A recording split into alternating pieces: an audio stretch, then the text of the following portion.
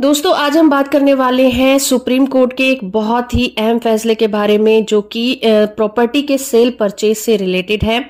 और supreme court ने कहा है कि अगर कोई व्यक्ति जनरल पावर ऑफ अटर्नी जिसे हम जीपीए के नाम से जानते हैं, अगर इन पेपर्स के बेसिस पर प्रॉपर्टी को खरीदता है तो उस प्रॉपर्टी पर व्यक्ति का मालिकाना हक नहीं मिलेगा और उसे कोर्ट कचहरी के भी चक्कर लगाने पड़ेंगे। उसके बावजूद भी उसे उस प्रॉपर्टी पर मालिकाना हक नहीं मिलेगा। तो आज का ये जो ऐतिहासिक फैसला है उसका केस टाइटल है Pratibha Manchanda versus state of Haryana case, और इस केस की सुनवाई जस्टिस सूर्यकांत और जस्टिस सी.टी. रवि कुमार की बेंच कर रही थी। दोस्तों सुप्रीम कोर्ट ने अपने पहले के जजमेंट में भी ये साफ तौर पर कहा है कि पावर ऑफ अटर्नी के जरिए से अगर कोई प्रॉपर्टी बेचता है या फिर लेता है तो मालिकाना हक उस प्रॉपर्टी पर नहीं मिल सकता।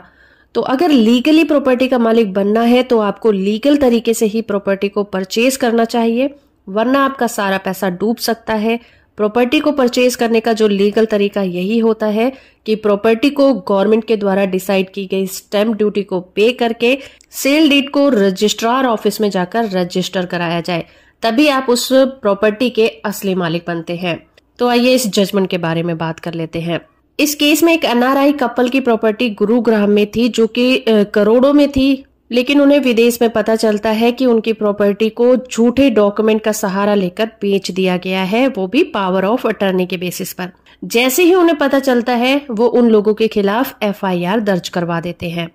क्योंकि ये एक गंभीर अपराध है। इसीलिए जिन लोगों के खिलाफ ये कंप्लेंट दर्ज की गई थी वो लोग ट्रायल कोर्ट में जाते हैं अपनी एंटीसिपेटरी बेल लेने के लिए, पर ट्रायल कोर्ट उन्हें ये कहकर एंटीसिपेटरी बेल देने से मना कर देती है क्योंकि उनके ऊपर आईपीसी के सेक्शन 406, 420, 467, 468, 471 और आईपीसी के सेक्शन 120 के तहत सीरियस एलिगेशन लगाए गए थे। इसलिए कोर्ट ने कहा कि उनको इस केस में एंटीसिपेटरी बेल नहीं दी जा सकती, जिसके बाद वो आरोपी Punjab and Haryana high court पहुंच जाते हैं और हाई कोर्ट उन्हें एंटीसिपेटरी बेल ग्रांट कर देती है। इसी चीज से परेशान होकर जो विक्टिम कपल था वो सुप्रीम कोर्ट चला जाता है, और सुप्रीम कोर्ट ने जब इस केस में देखा कि आरोपियों पर बहुत ज्यादा सीरियस एलिगेशन लगाए गए हैं, उन्होंने झूठे डॉक्यूमेंट बनाए और प्रॉपर्टी का ट्रांसफर भी किया, और यहाँ पर कोई छोटा मोटा नहीं, करोड़ों रुपए की प्रॉपर्टी को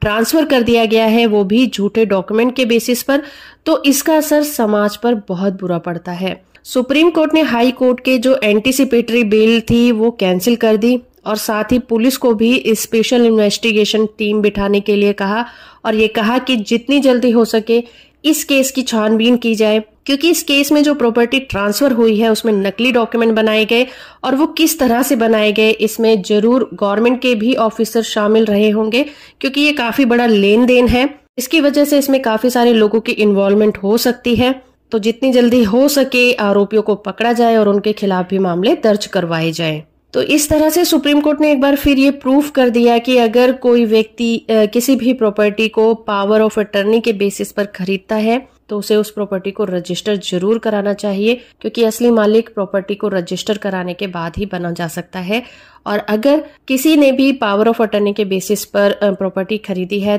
तो उस प्रॉपर्टी के जो असली मालिक हैं कभी भी उसे उस प्रॉपर्टी से बाहर निकाल सकते हैं। वीडियो इन्फॉर्मेटिव है तो आप इसे लाइक, शेयर और चैनल को सब्सक्राइब करना बिल्कुल मत भूलिएगा।